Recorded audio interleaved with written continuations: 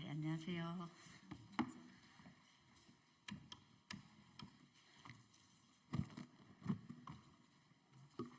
진보당 원내대변인 정혜경입니다. 일하는 사람들에게 힘이 되는 예산 만들겠습니다. 2025년 예산안 진보당 입장 발표 기자회견을 시작하겠습니다. 오늘 기자회견 참석자 소개드리겠습니다. 윤종호 원내대표님 참석하셨습니다. 전정독 원내부대표님 참석하셨습니다. 예산은 국민들의 세금입니다. 그만큼 잘 계획되고 국민을 위해 잘 쓰여져야 합니다.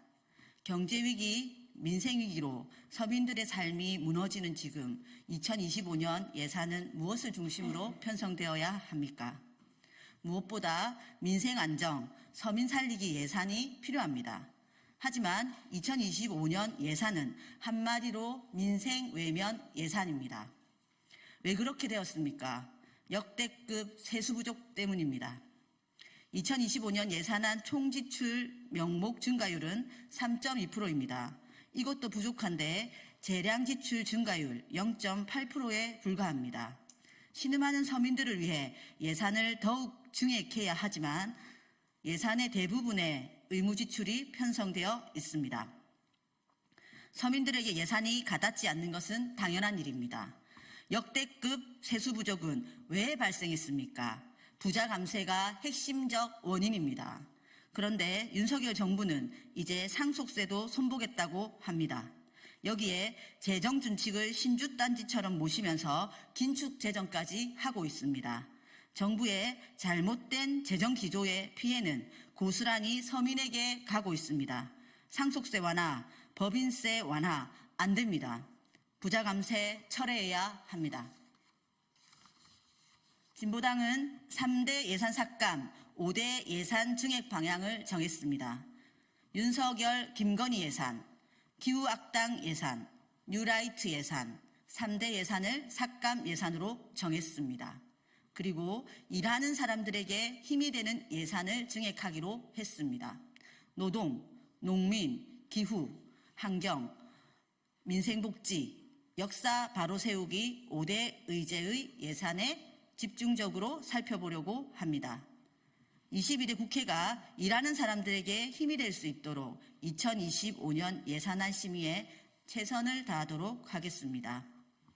다음으로 윤종호 원내대표님과 전정독 원내부대표님의 기자회견 낭독이 있겠습니다.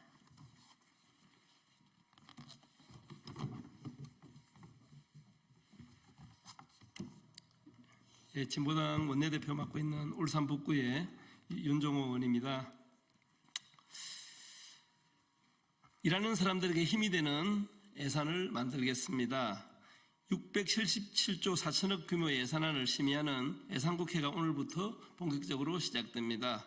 국회 예산안 심의에 앞서서 2025년 예산안과 관련한 진보당의 입장을 말씀드리겠습니다. 첫째, 진보당은 정부의 부자 감세, 재정 건전성, 긴축 재정의 재정 기조를 바꾸기 위해 싸우겠습니다. 2025년 총지출은 677조 4천억 원, 예산 증가율 3.2%입니다.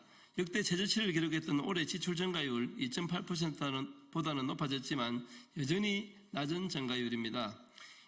2025년 물가 상승률 전망치 2.1%를 고려했을 때 실질 증가율은 1.1%에 불과합니다.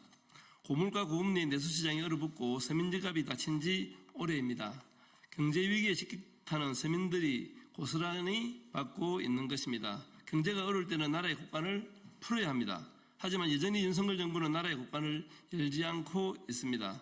부자 감세, 재정 건전성, 긴축 재정의 재정 기조가 이를 막고 있습니다. 2년째 세수 펑크가 났습니다. 작년에 56조 4천억 원이라는 역대 최대 세수 결손에 이어 올해에도 29조 6천억 원의 세수 결손이 예상되고 있습니다.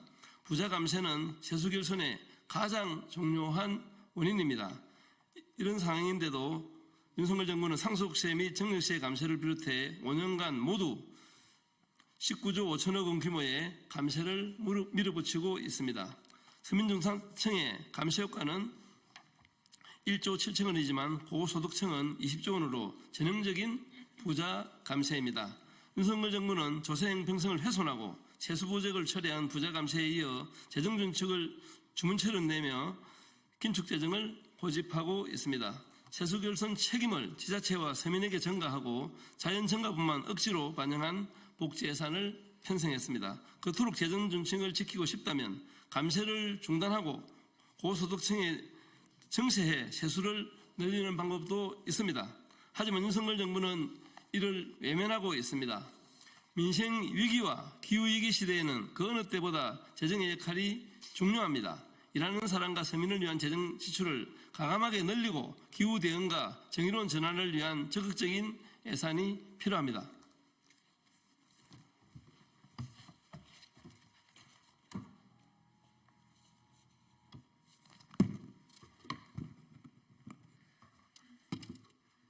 둘째, 윤석열, 김건희 예산, 기후악당 예산, 뉴라이트 예산, 3대 예산을 삭감하겠습니다.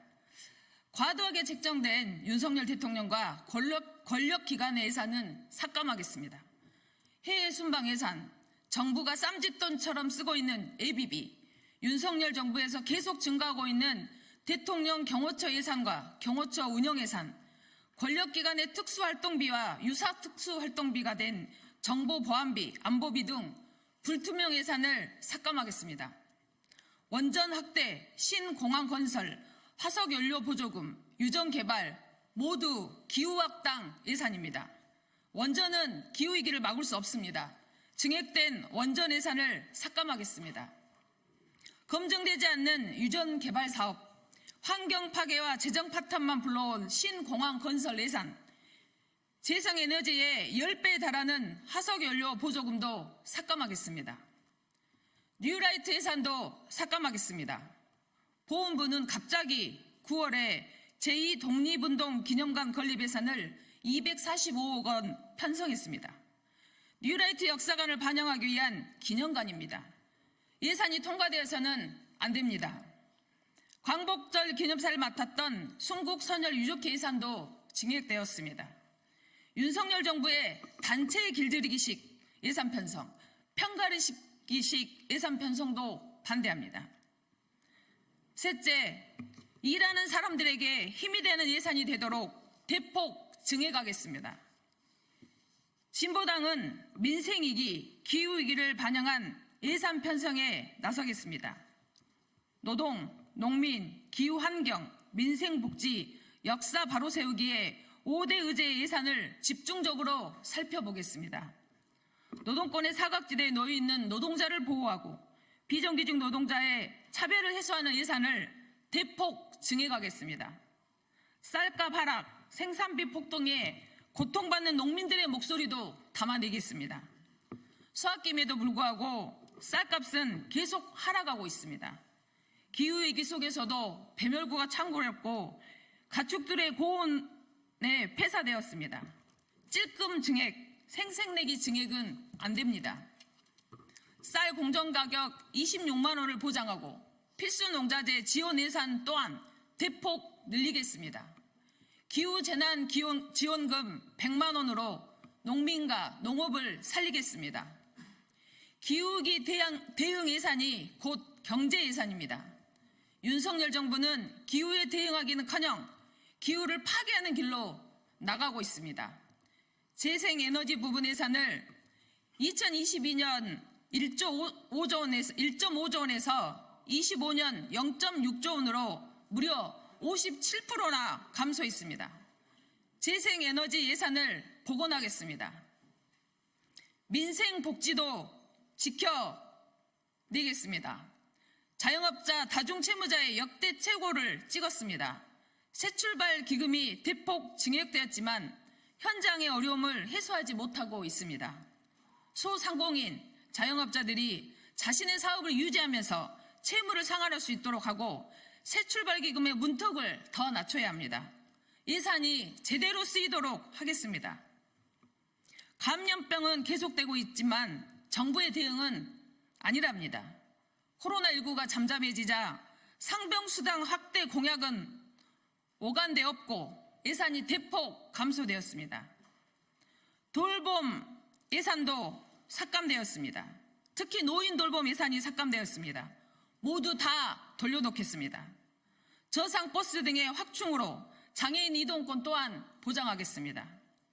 뉴라이트 예산은 대폭 늘리면서 광복회, 동북아 역사재단 등의 예산은 줄이고 있습니다. 역사 왜곡에 맞선 예산 또한 돌려놓겠습니다. 일하는 사람들에게 힘이 되는 예산만큼은 꼭 해내도록 하겠습니다. 감사합니다. 예, 이것으로 마치겠습니다.